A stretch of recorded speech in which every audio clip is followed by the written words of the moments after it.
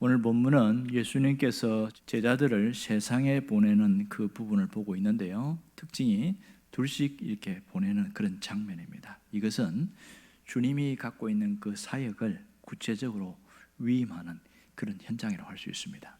여기서 굉장히 특이한 점이 있는데, 그것은 12 제자를 부르사 그리고 둘씩 보내시며, 세 번째는 더러운 귀신을 제어할 권능을 주시고, 세 가지 동사가 나오는데, 하나는 부르사, 또 하나는 보내시고, 세 번째는 권능을 주셨다, 이 단어입니다.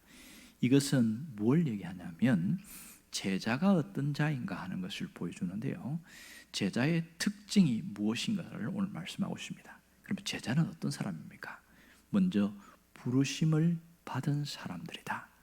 부르심을 받은 사람, 이것은 주님이 집단적으로 부른 것이 아니라 개인적으로 한 사람 한 사람을 불렀다, 이걸 말하고 있습니다. 요한복음 15장 16절에도 보면 너희가 나를 택한 것이 아니요 내가 너희를 택하여 세웠나니, 그런 얘기를 하고 있거든요. 결국은 주님의 택하심인데 여기에 우리가 반응한 것, 이것이 부르심에 대한 응답입니다.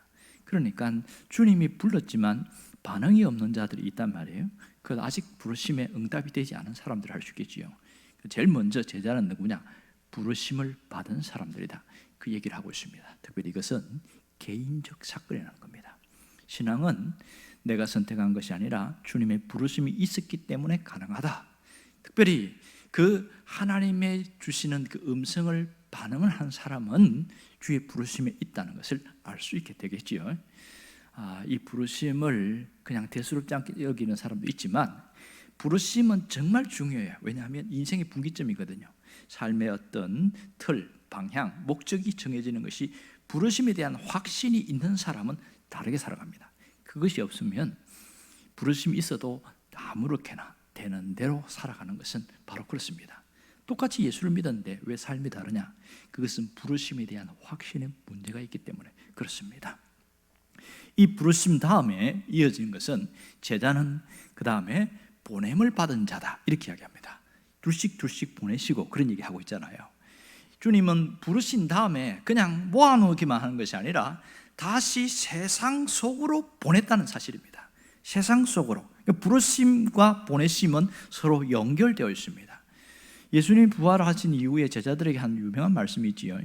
요한복음 20장 21절에 보면 너희에게 평강이 있을지어다, 이렇게 말한 다음에 그 다음 뭐라고 이야기했냐면, 아버지께서 나를 보내신 것 같이 나도 너희를 보내노라, 이 얘기를 하고 있거든요.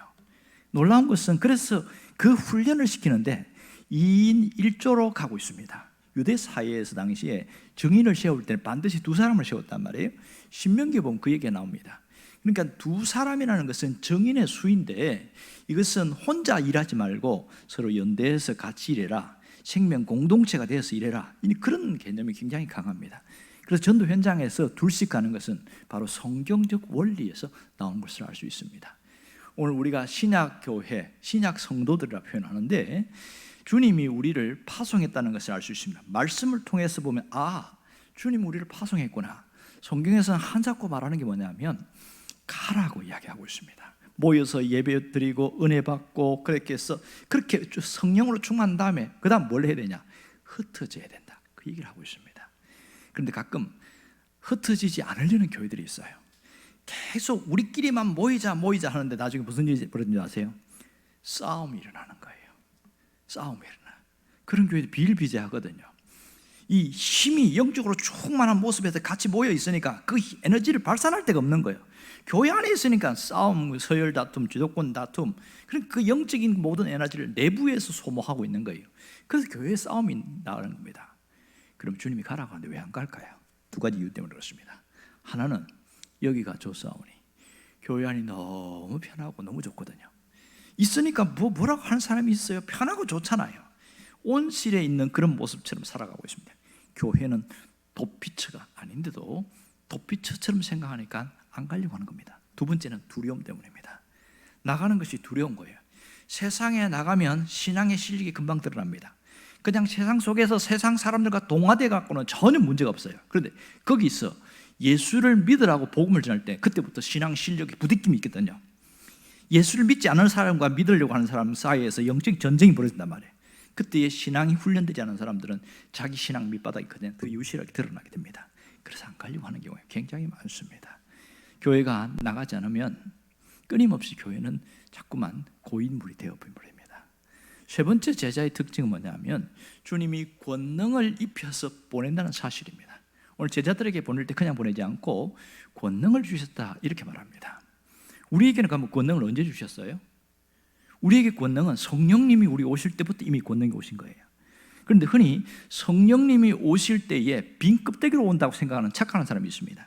성령이 임하시면 너희가 권능을 받고 권능, 권세와 능력이 나타난다는 것을 알아야 됩니다. 그러므로 세상에 나갈 때 여기에서 주님이 걱정하지 마라, 내가 책임져 줄게, 그것이 이미 전제되어 있다는 사실을 알아야 됩니다. 그래서 주께서 원하시는 것은 세상에 나가서 하나님의 권능을 드러내라는 겁니다. 이 일을 누가 했습니까? 사도행전 3장에 보면 그 일이 확연하게 나오지요. 베드로와 요한이 기도하러 왔다 갔다 했지 그들은 제자들이 이 안전병이를 고치려고 생각하지도 않았습니다.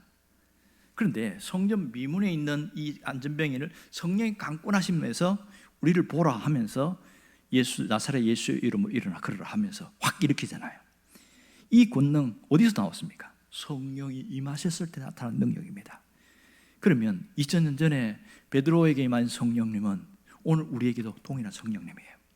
내가 성령님을 의지하고 성령님께 도움을 요청할 때에는 뭐가 나타납니까? 권능이 임합니다. 우리는 내 혼자 싸우는 게 아니고 혼자 가는 게 아니에요. 주께서 나와 함께 하십니다. 성령의 권능으로 가는 거예요. 그럼 오늘 이 말씀을 통해서 하나님 우리에게 주시는 메시지가 있는데 그게 뭔지 아십니까? 신앙인은 주님의 제자라는 사실을 인식하고 살아야 된다. 첫 번째입니다. 두 번째, 제자가 어떤 사람이냐 이걸 분명히 알고 제자의 삶을 살아가라는 겁니다. 제자의 삶. 제자는 세상과 담쌓는 사람이 아니라는 거예요. 제자는 세상과 소통하는 사람이다. 이게 제자입니다. 나를 변화시킨 하나님의 능력이 다른 사람에게도 아름답게 드러나도록 만드는 사람이 제자입니다. 우리는 제자로 살 수 있어야 합니다. 한국 교회의 가장 큰 화두가 한때는 소통이 화두가 된 적이 있습니다. 소통이 문제다. 이것은 국가적으로도 나타난 적이 있어요. 국가나 직장이나 학교나 교회에서 소통이 안 된다. 그런 얘기가 너무 많이 들렸습니다. 정말 신앙인들은 그러면 소통이 잘 되고 있냐? 안 되는 사람들이 상당히 많습니다. 왜 신앙생활 하는데도 소통이 안 될까요? 이 사람이 신앙생활 하는데 여전히 자기 마음대로 자기 주관대로 믿으려고 하니까 소통이 안 되는 겁니다.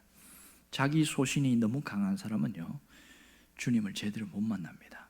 제자는 나만 잘 믿는 것이 아니라 주님을 마음을 품고 있기 때문에 소통하는 사람입니다. 그리고 왜 저 사람에게는 자기 주장과 자기 고집 그것이 왜 강할까?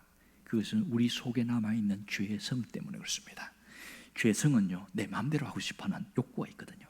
그것을 무너뜨려 버려야 진정한 신앙인으로 살아가고 제자로 살아갈 수 있는데 이게 안 된다는 것이 심각한 문제 아니겠어요?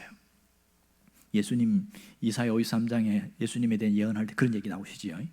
우리는 다 양 같아서 그릇 행하여 각기 제 길로 갔거늘. 무슨 말씀이십니까? 우리가 본래 예수가 없을 때는 죄의 성을 가진 존재이기 때문에 자기가 하고 싶은 대로 살아간다는 거예요. 그러나 진짜 예수를 믿었기 때문에 우리는 그리스도 앞에 나와서 십자가 앞에서 나를 꺾어버려야 됩니다. 이게 진짜 신앙인이거든요. 그렇게 십자가와 함께 내가 못 받겠다는 것을 확신하고 분명히 선언하는 사람은요 소통할 수 있어요. 정욕과 탐심을 십자가에 못 박아 버리는 사람이 주님이 원하는 제자로 살아갈 수가 있습니다. 고집은 내가 꺾고 싶다고 꺾이는 게 아니에요. 고집은 내가 꺾어야지 절대로 안 꺾입니다. 하나님 앞에서 내가 십자가 앞에서 무릎을 꿇을 때야 고집이 사라지게 되어집니다. 여러분 예수 잘 믿는 사람들은 고집이 강할까요? 약할까요? 예수를 잘 믿을수록 자기 고집이 사라지게 됩니다. 돌이켜보면서 내가 고집 부리면 안 되는구나. 왜? 주님 앞에서 고집 부를 게 없거든요. 그냥 꺾여져야 훨씬 더 편하게 살아갈 수 있단 말입니다. 이걸 깨닫는 사람은요, 뭐가 되는지 아세요? 세상과 소통하고 다른 사람과 소통할 수 있습니다. 교인과 교인 사이에 소통하는 자가 될 수 있어요. 세상과 동화되지 않고 세상 밖으로 나가서 신자다운 삶을 살아갈 수 있는 것, 그들과 소통하되 절대로 동화되지 않는 것은 주님이 우리 안에 있는 주인으로 계시기 때문에 나타나는 놀라운 역사입니다. 문제는 세상과 소통하라고 했더니 교회 밖에 직장이나 다른 친구들, 다른 사람들과는 어떤 소통하면서 그냥 제자로 살아가는데 가장 가까운 가정 안에서는 소통 안 되는 사람이 의외로 많습니다. 왜 그럴까요?